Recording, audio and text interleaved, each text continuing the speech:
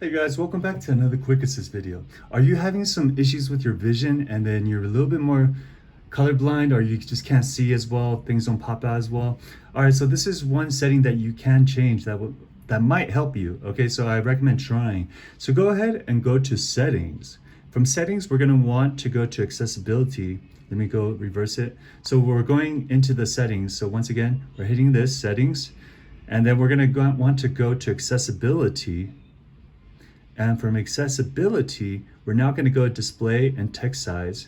And then this is what I found to be helpful, is to increase contrast. So when you increase the contrast, the foreground and background of apps, it's going to actually make it stronger and more distinguishable. So go ahead, turn that on. It's hard to notice, but if you look, so then see how it's like really dark right here? Once I turn it on, so these stripes right here, these bars are a little bit lighter now. Now you're gonna find that it's also more 3D-ish in your apps. So go ahead and try that out. It helps, especially if you have a lot of different apps, it will increase. It will help out a lot. And so yeah, try that out. I hope this video helps. If it does, please consider liking and subscribing. It just helps my channel. I appreciate it. All right, see you next time. Bye-bye.